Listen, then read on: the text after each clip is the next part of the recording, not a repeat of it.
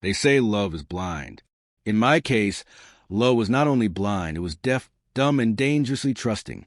For 8 years, I was married to Lisa, a woman I believe was my partner in every sense. We built a life together, a modest but beautiful home on the outskirts of the city, 2 cars in the driveway, dinners every Friday night, and dreams of starting a family someday. I thought we were solid. Not perfect, no, but good enough. We had our arguments, sure, like any married couple, but nothing that ever felt like a breaking point. She was charming, smart, independent, or at least that's the version of her I chose to see. In truth, there were cracks in the glass for a while. I just kept looking away. The first signs were small. She started working late more often. Her phone, once left openly on the kitchen counter, was now always in her hand, locked with a new password. She'd smile at texts she wouldn't let me see. Excuses became routine, work events, girls' nights, just tired. I noticed. Of course I did. But I convinced myself not to overthink it. I loved her. And love, as I learned the hard way, makes fools of us all. Still, one evening changed everything. It was a Wednesday. I remember because I got off work early. A rare treat. I thought I'd surprise her with dinner from her favorite Thai place, and maybe even a bottle of wine. When I walked in, the house was quiet, except for the faint sound of her laughter coming from upstairs. I crept up the stairs with a smile, expecting maybe she was watching something funny. But what I found wasn't a movie. She was on a video call, curled up on the bed in our room, wearing the silk robe I had bought her on our last anniversary. And on the screen, a man, laughing with her, flirting, calling her babe. She didn't see me at first. I stood frozen in the hallway, my heart pounding, stomach twisting. I took out my phone and hit record, just long enough to catch the worst of it, just long enough to see the truth I could no longer ignore. She had no idea I was standing there. And in that moment, I realized something I hadn't felt in years, clarity. I didn't confront her that night. No yelling, no drama. I simply walked back downstairs, set the food on the counter, and made a quiet decision. If she was going to betray me, then I was going to make sure she remembered it, not with anger, not with violence, but with something far more powerful. My lawyer. For the next few days, I went through the motions like nothing had changed. I kissed her goodbye in the mornings. I asked about her day in the evenings. I even smiled when she mentioned how busy work had been. It was a strange kind of performance, not for her, but for me. I needed time. Time to think, time to process, and most importantly, time to plan. The recording I captured on my phone that night wasn't long, maybe 2 minutes, but it was enough. Enough to confirm the betrayal. Enough to open the floodgates of suspicion and hindsight. I started noticing everything. How she giggled at her phone when she thought I wasn't looking. How she wore perfume to go run errands. How she suddenly guarded her laptop like it held state secrets. It all made sense now. The missed calls, the late returns, the emotional distance. I wasn't crazy. I wasn't insecure. I was being lied to, right to my face. And she was getting bold. One night, I watched from the upstairs hallway as she stood in the kitchen, whispering into her phone. She laughed. That laugh she used to give me. Now it belonged to someone else. I wanted to confront her then. Every muscle in my body was tense with anger. But I didn't move. I didn't speak. I just memorized the sound of her betrayal and filed away in the same folder as the video. The next morning, I called Zeed, a longtime friend who worked in finance. He had been through a rough divorce a couple of years back and had once told me, if it ever happens to you, don't fight fire with fire. Fight with facts and a damn good lawyer. I told him everything, not in a dramatic way. Just facts. Cold. Simple. Like I was reciting someone else's life. Zaid listened carefully and said 5 words that would change everything. You need to talk to Carlton. Thomas Carlton was one of those lawyers people whisper about in business circles. High-profile, aggressive, and smart as hell. He didn't take every case, only the ones he thought were worth his time. I was hesitant. I didn't want a war, just justice. But after what I'd seen, I knew I'd need someone who played to win. I made an appointment for following Monday. Until then, I kept gathering. Quietly, patiently. Phone records, financial documents, screenshots of shady transactions from our shared account, gifts she was buying, hotels she was booking. She wasn't even trying to hide it anymore. Maybe she thought I was too soft to do anything about it. Maybe she thought I'd fall apart. She underestimated me. That weekend, we went to dinner with friends. She laughed and drank and pretended like everything was fine. But under the table, her phone kept buzzing. And every time it did, she glanced at it with a look I recognized all too well: anticipation, desire, excitement. None of it for me.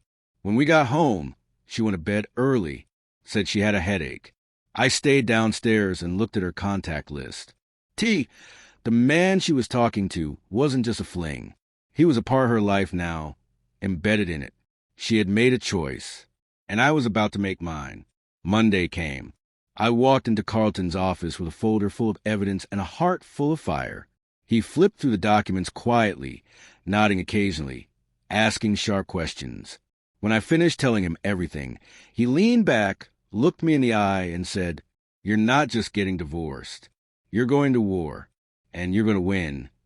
For the first time since I saw her on that call, I felt something other than pain. I felt power. And Lisa?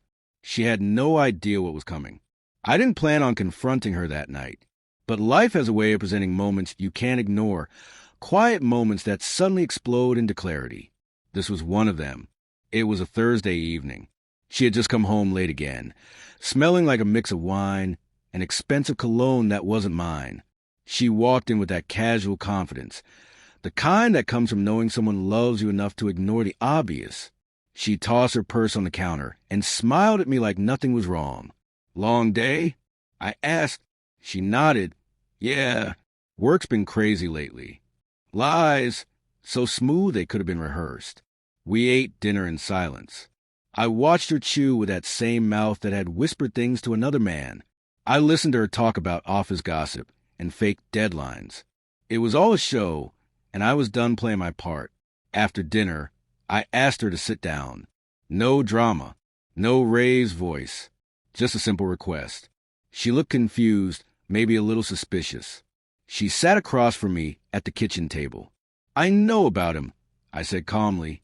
There was a pause, just long enough for her mask to crack. Then she gave a half laugh and tilted her head. "Know about who?" I reached into the folder beside me and slid my phone across the table.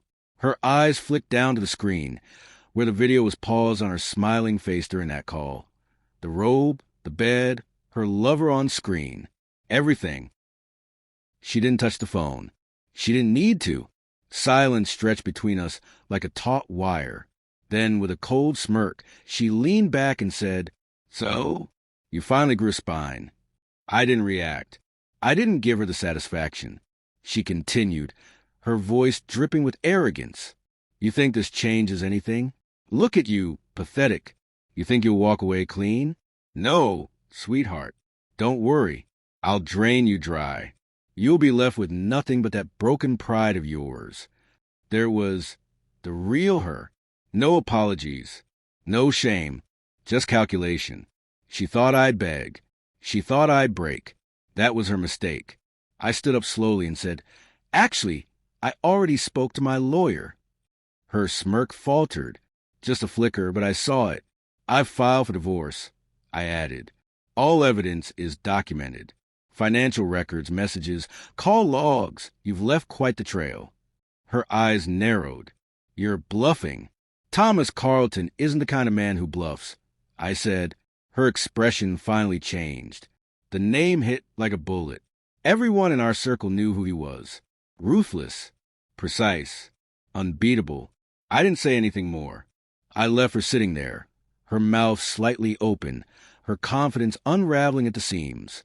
As I walked upstairs, I heard her whisper something under her breath. Maybe it was panic. Maybe it was regret. But it was too late for both. That night, I slept peacefully for the first time in months. She had chosen her war. Now, she was about to meet the general. The morning after the confrontation, Lisa barely spoke. The smugness was gone, replaced by a heavy silence that hung in the house like smoke after a fire. She avoided eye contact, stayed in the bedroom most of the day, and for once, her phone stayed face down on the nightstand. But it didn't matter anymore. I had already set the wheels in motion. That afternoon, I met again with Thomas Carlton, the man who was about to become Lisa's worst nightmare. His office overlooked the city, all glass, steel, and quiet power. He greeted me with the same calm confidence as before and motioned for me to sit. I handed him the expanded folder I had spent the last week compiling. Screenshot of messages, bank transfers, hotel bookings under fake names, credit card charges at match dates and locations from her phone logs. He skimmed through it, quickly nodding. "You've done well," he said. "Very well. This makes our job easier." He pulled up a screen on his tablet and walked me through the plan. Step 1. Establish fault. Infidelity isn't always enough for full advantage in court, but paired with financial misconduct, it becomes ammunition. Lisa had used joint finances to spoil her affair partner. Expensive dinners, jewelry, a weekend trip to Miami that she claimed was for work. Carlton explained we'd highlight this as marital waste, the use of shared assets for non-marital purposes. Step 2. Prenuptial advantage.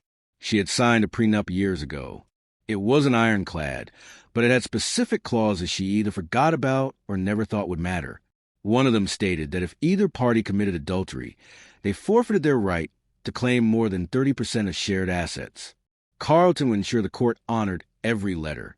Step 3. Control the narrative. We wouldn't go public. No social media games, no drama. That's what Lisa would expect. Instead, we'd stay quiet, professional, strategic.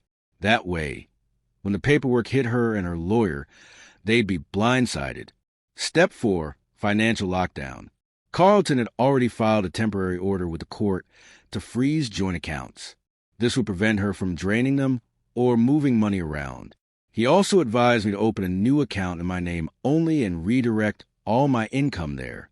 Let her think she's in control, he said. Then take everything she thinks is hers. It was ruthless, but it was fair. I wasn't trying to destroy her. I was protecting what I had built. The life, the savings, the business I started from scratch while she drifted from job to job, chasing dreams that never lasted more than a year. I had supported her emotionally, financially, and even mentally when she fell into bouts of depression or self-doubt. And this is how she repaid it, by laughing in my face and planning to bleed me dry. Not anymore. Later that week, I quietly met with my financial advisor and updated my estate documents, changed beneficiaries, and moved all personal assets into protected structures. I made sure everything I had worked for would stay in my hands, legally and cleanly. Meanwhile, Lisa began to panic. She received the initial notice of divorce proceedings, along with a court date for the preliminary hearing. She stormed into the living room, papers in hand, shouting questions, accusations, threats. I didn't raise my voice once. "You started this," I said simply. "Now you get to see how it ends." She scrambled to find a lawyer, someone flashy, aggressive, and expensive. I recognized the name when she told me. He had a reputation for theatrics, but was notorious for losing against Carlton. She still didn't get it. She thought this was a battle of emotion, of manipulation, of playing the victim. But it wasn't. This wasn't a game. It was chess. And she'd been playing checkers since day one. As the court date approached, I remained calm, focused, prepared. She had the affair. She laughed at my pain. She threatened to drain me dry. But now she was walking into a courtroom and into the hands of a man who'd made a career out of dismantling people like her. If there was one thing Lisa knew how to do, it was perform. The week leading up to the court hearing, she transformed into a character I barely recognized. Suddenly, she was the hurt wife, the victim. She stopped going out. She wore more makeup but less attitude. She even started cooking dinner again, asking if we could talk. But I knew the act and I wasn't buying it. She wasn't sorry. She was strategizing. I ignored the small talk. I kept everything documented. Every conversation, every text, every passive-aggressive attempt at reconciliation. She wasn't trying to fix our marriage. She was trying to fix her position before the court date. Then came her boldest move. One morning, I received a letter from her new lawyer, a high-priced, attention-hungry divorce attorney named Daniel Marks. The letter was filled with legal threats, accusations, and an outrageous financial demand. 50% of all marital assets, including my business, spousal support for 5 years, claiming emotional damages, ownership of the house, because she had invested emotionally in the home, a gag order on all evidence related to the affair. It was laughable, except it wasn't a joke. Lisa had actually signed off on it. She thought she could bluff her way into a settlement that would leave me scraping to rebuild my life, while she walked away clean. But she wasn't bluffing just for my benefit. She was trying to rattle Carlton. She had no idea who she was dealing with. I forwarded the letter to Carlton. He called me 20 minutes later, calmly amused. "Desperate move," he said, "and a sloppy one. Let her lawyer think they've shaken us. The more they overreach, the harder they'll fall." Lisa doubled down on the charade. That weekend, she staged a scene, cry in the living room, saying we could still fix this. When I didn't bite, she flipped the script, accusing me of emotionally abandoning her. She even hinted she might claim verbal abuse in court, as if rewriting the past would suddenly favor her. It was all so dramatic, so scripted, but it didn't matter. Because what she didn't know was that Carlton had filed our response motion just the day before, backed by irrefutable evidence of her infidelity, misuse of joint finances, and the prenuptial agreement she had ignored for years. Legally, she was cornered. Financially, she was exposed. And emotionally, she was spiraling. Her confidence had always been her weapon. But now it was turning against her, making her reckless, arrogant, and blind to how badly she was losing. 2 nights before the hearing, she screamed across the house, "You think a lawyer will save you? You think this is over? I'll take everything." I didn't raise my voice. I didn't say a word. I just looked her in the eyes and replied, "It's already over, Lisa. You just haven't realized it yet." She went quiet. She was still playing games. But the game was about to end. The day of the hearing arrived with cold, gray skies and a quiet drizzle. Fitting, really, for the storm that was about to break. I arrived early, dressed in a tailored navy suit, calm and composed. My lawyer, Thomas Carlton, stood beside me like a general on the battlefield, clipboard in hand, eyes sharp, voice steady. If I had any nerves, he absorbed them effortlessly. Lisa arrived 10 minutes later, heels clicking confidently across the courthouse lobby. She was dressed like she was attending a cocktail party, not a legal proceeding. Sleek black dress, bright lipstick, designer handbag. And right behind her, Daniel Marks, her lawyer, all swagger and ego, speaking too loudly, flashing fake smiles. He looked more like a PR agent than a legal professional. For a moment, Lisa locked eyes with me. She smirked, but when she turned and saw Carlton, her smirk faltered. Just slightly. You could see it in her eyes. That flicker of fear. She recognized him. Everyone in this city knew who he was. And suddenly, her boldness shrank behind mascara and forced confidence. We stepped into the courtroom.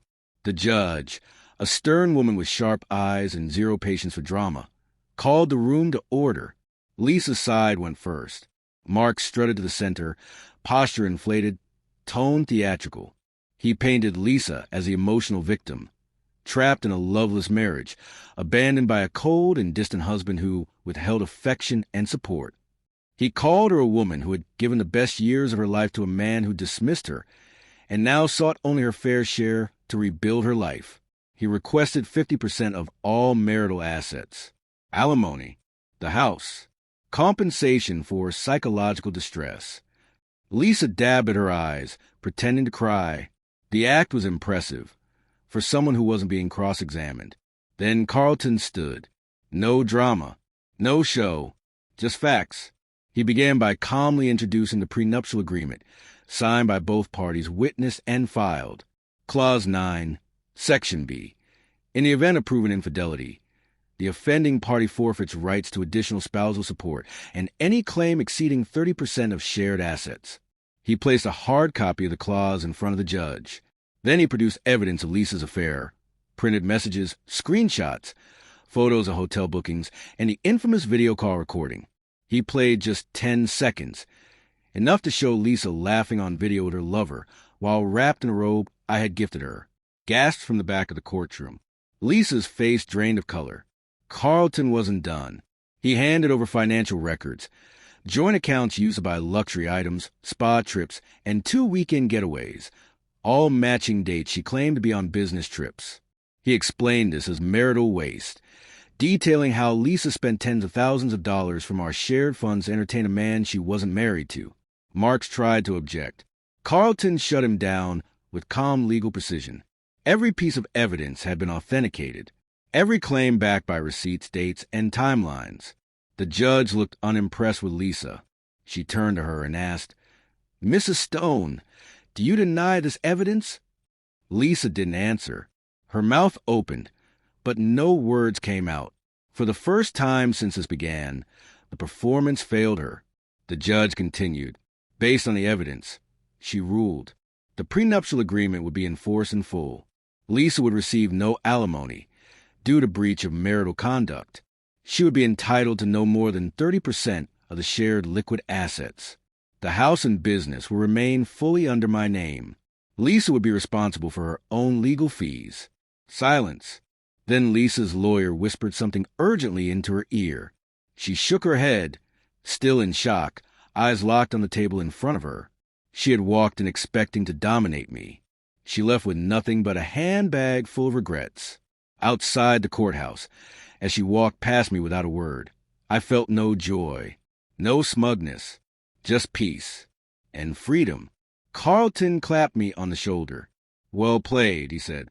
"Now go live your life." And I would.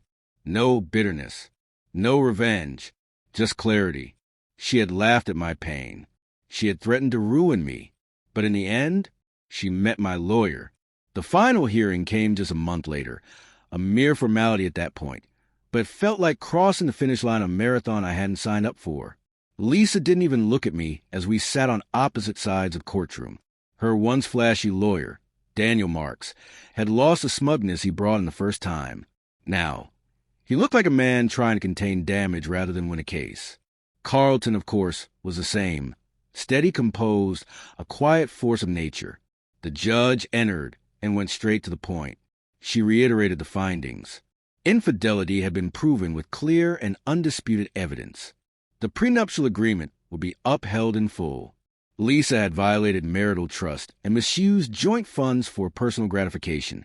Therefore, she would not be awarded alimony or claim additional assets. She would receive only 30% of the liquid marital assets. As for the prenup, no more, no less. The house, business, and personal investments were confirmed under my sole ownership. Lastly, each party would bear their own legal costs, which hit her harder than the verdict itself. It was over. The judge banged the gavel, and just like that, 8 years of marriage ended in 8 minutes of justice. Lisa sat frozen, not angry, not crying, just stunned, like she'd finally realized that all the bluffing, manipulating, and arrogance had led her exactly where she never thought she'd be, with nothing to show for it. She stood and left the courtroom without a word. No goodbye, no last jab, no tears. It didn't matter anymore. I walked out beside Carlton, the paperwork in my hands, the weight off my shoulders. I thanked him. He nodded, shook my hand firmly, and said, "You didn't just win. You survived with your dignity intact. That's rarer than most people think." Outside the courthouse, I looked up at the sky. It wasn't raining anymore. For the first time in months, I could breathe deeply. I didn't feel victorious. This wasn't a win in the traditional sense. Divorce isn't something you celebrate, but you can appreciate survival. You can respect the strength it takes to stand tall when someone tries to tear you down. And Lisa, she gambled on my silence, my weakness, my kindness. What she never saw coming was that I'd fight back with facts, not fury, that I'd choose strategy over chaos, that I wouldn't scream, I'd simply let the truth speak for itself. She tried to drain me dry, but in the end, she drained herself. Divorce is rarely the neat ending people imagine. It's messy, complicated, and full of unexpected emotions, even when you win. In the weeks after the final verdict, I felt a strange mix of relief and emptiness. The house felt quieter. The calendar no longer marked anniversaries or future plans. Lisa's absence echoed in the empty spaces she once filled. But with that emptiness came clarity. I had been given a second chance, not just to rebuild my life, but to rediscover who I was outside of that marriage. Friends who had watched from the sidelines reached out more often. Old hobbies I'd shelved came back to life. Work became a welcome distraction, and a reminder of what I was capable of building on my own. Most importantly, I began to forgive myself for the times I ignored the signs, for the moments I doubted myself, for the pain I allowed her to cause. Carlton reached out a few times, not as a lawyer, but as a mentor of sorts. "Life doesn't hand out wins often," he said once. "It's how you move forward after the fight that defines you." I took those words to heart. Lisa's chapter in my life was closing, but my story was far from over. She had her choices, her consequences. I had mine. And now, with the legal battle behind me, I was free to focus on the future, one I would write on my own terms. No bitterness, no hatred, just peace, and the quiet, unshakable knowledge that I had faced the worst, stood my ground, and come out stronger. The courtroom was where the battle was won, but the real victory was in the life I was going to live next.